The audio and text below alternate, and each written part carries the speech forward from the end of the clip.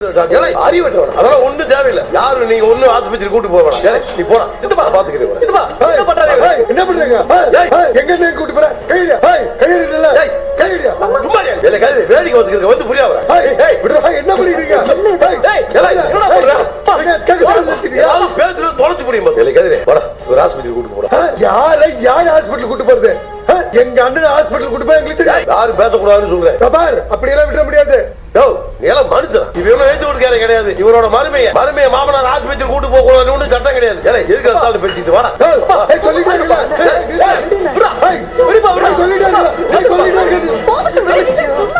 சொல்லிட்டே போயிட்டே இருக்க.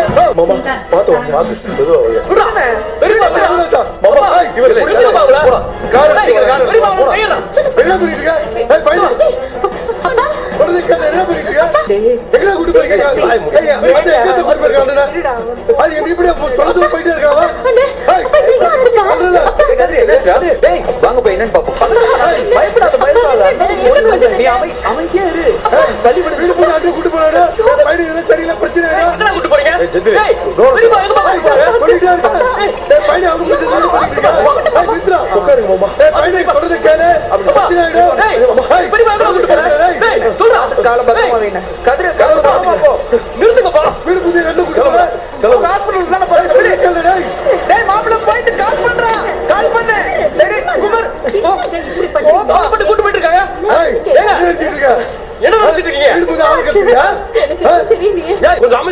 அண்ணனுக்கு என்னாச்சுங்க?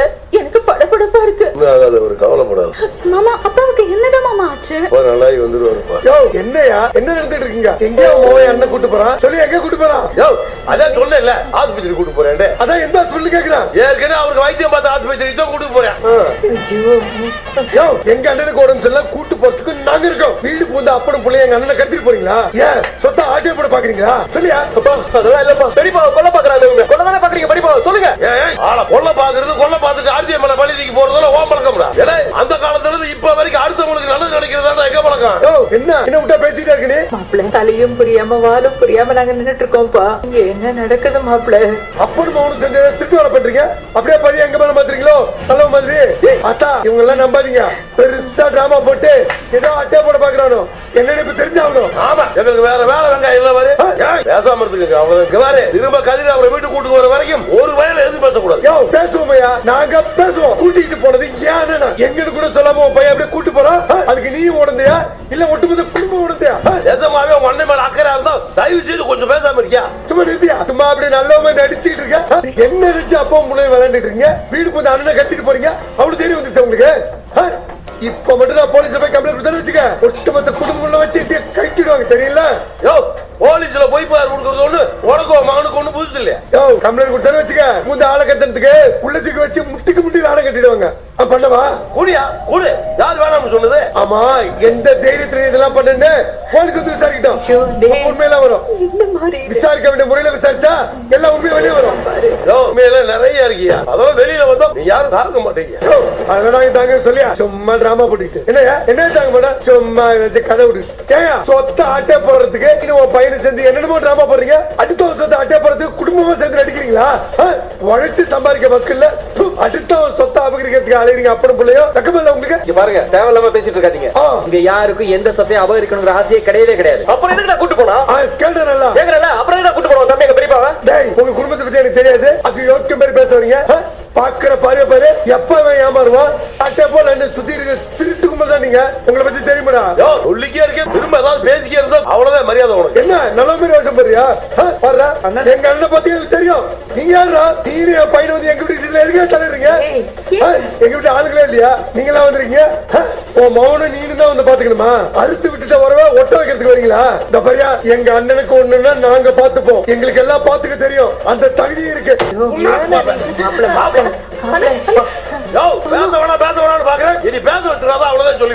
வீட்டுல அத்தனை பேர் குத்துக்கள் பேர் இருக்கும்.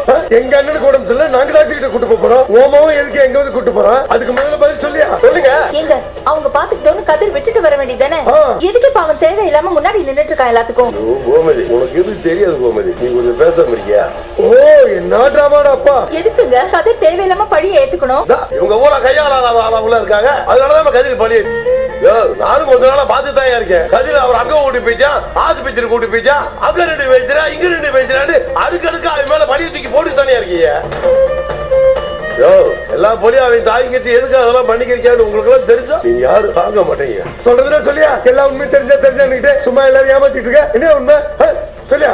என்னையா உலகமாக நடிப்பு நடிச்சிட்டு இருக்க? என்னங்க அடே இந்த சொல்றதுல நம்பாதீங்க.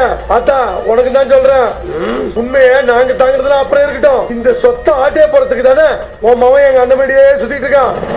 எங்க அண்ணனும் வசியம் வச்ச மாதிரி அவன் பின்னாடியே சுத்திட்டு இருக்காரு. அவன் எங்க அண்ணன் பின்னாடி சுத்துறதுக்கு ஒரு ஒரு ஒரு ஒரு காரணம் சொல்ல பாப்போம், ஒரு காரணம் சொல்ல பாப்போம். திருந்த மாட்டேங்கல சொல்றேன் சொல்றேன். உங்க அண்ணனுக்கு என்ன பிரச்சனை உனக்கு தெரியுமா? இன்னைக்கு வரைக்கும் அவர் என்ன ஆபரேஷன் பண்ணிருக்காரு எல்லாம் நினைச்சுக்கிறீங்க. ஆமா, அவர் ஆபரேஷன் பண்ணதுக்கான காரணமே வேறயா? இது புது கதையா இருக்கு. சரியா சொல்றீங்க? நீங்க என்ன சொல்றீங்க? உண்மையா சொல்றீங்க? சொல்றதெல்லாம் நிஜமானே? இத்தனை நாளா இந்த விஷயம் வெளியே தெரியக்கூடாது அவர் கேட்டதுனால வெளியிலே சொல்லாம இருந்தேன். இப்படி பேச்சு பேசுனதுக்கு அப்புறம் என்னால சொல்லாம இருக்க முடியலையா? ஆமையா, அவருக்கு கேன்சர் தான். புதுசு புதுசா கதை விடுற. இப்ப எங்க அண்ணன் வச்சே புடுங்குற. எவ்வளவு பெரிய வார்த்தை சொல்ல தெரியுமா? எதுக்கு அப்படி புடுங்குற? இப்படி புடுங்குற? எல்லாம் ஒரு மனுஷன். நாயா கதை விடுறேன், நாயா புடுங்குறேன். நான் கும்பிடுற சாமி மேல சத்தியமா சொல்றேன், ஒண்ணுக்கு கேன்சரியா? பாவி பாவி கரிச்சு கொட்டிட்டு இருந்தியடா அவனை. சொல்றேன் உண்மையை சொல்றீங்க. கேன்சரா?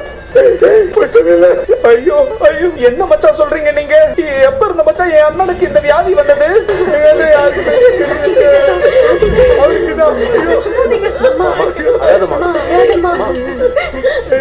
யாரும் பயப்பட ஆபத்தான நிலைமையில இருந்தது நம்ம உண்மை. ஆனா இப்ப நிலைமையில தாண்டிட்டேன்.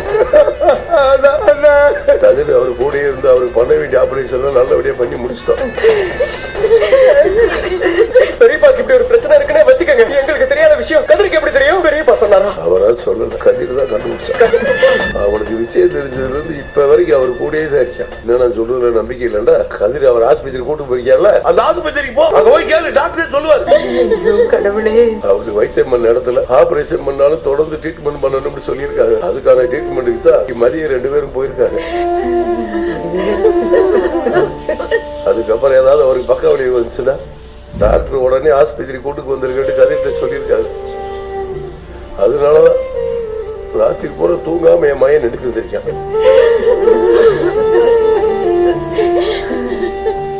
அவருக்கு இப்ப உடம்பு சரியில்லாம போனது உடனே ஆஸ்பத்திரி கூட்டு போகணும்னு ஓடி வந்திருக்கான்.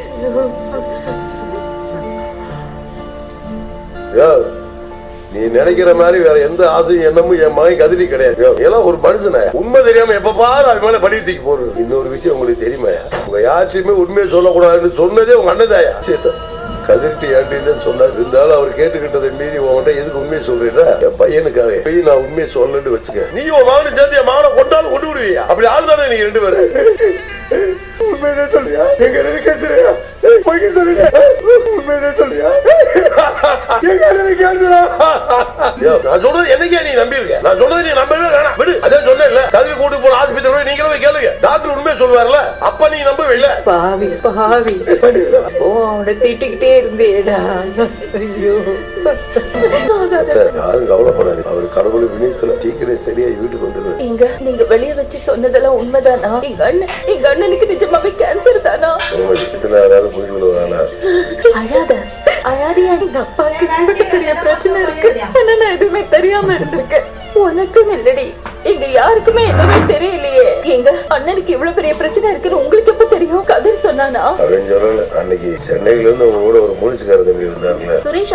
ஆமாப்பா, அந்த தம்பி தான் சொன்னாப்புல. கதிர யாருன்னே தெரியாம வழியில ஏதாச்சும் பாத்துருக்காப்புல. அதுக்கப்புறம் தான் அந்த தம்பிக்கே விஷயம் தெரியும்னு சொன்னாப்புல. அதுக்கப்புறம் நான் கதிர்கிட்ட கேட்டுப்பேன். அதுக்கப்புறம் தான் கதிர் உண்மையுமே சொன்னான். ஐயோ, பெரிய விஷயத்தை ஏன் வேற யார்கிட்டயுமே சொல்லலையா? உங்க அப்பா தான் இந்த விஷயத்தை யார்ட்டையுமே சொல்லக்கூடாதுன்னு சொன்னாரு. அவரை சென்னைக்கு கூட்டு போய் ஹாஸ்பிட்டல்ல சேர்த்து கதிர தான் ஆபரேஷன் பண்ற வரைக்கும் கூட இருந்து கூட்டிட்டு வந்திருக்கான். அதுக்கப்புறம் அடிக்கடி ஆஸ்பத்திரிக்கு வந்து வைத்தியத்தை பார்க்கணும்னு சொல்லி டாக்டர் சொல்லியிருக்காரு. அதை பத்தி பேசுறதுக்காக தான் கதிர உங்க அப்பாவும் வெளியில சந்திச்சிருப்பாங்க போல.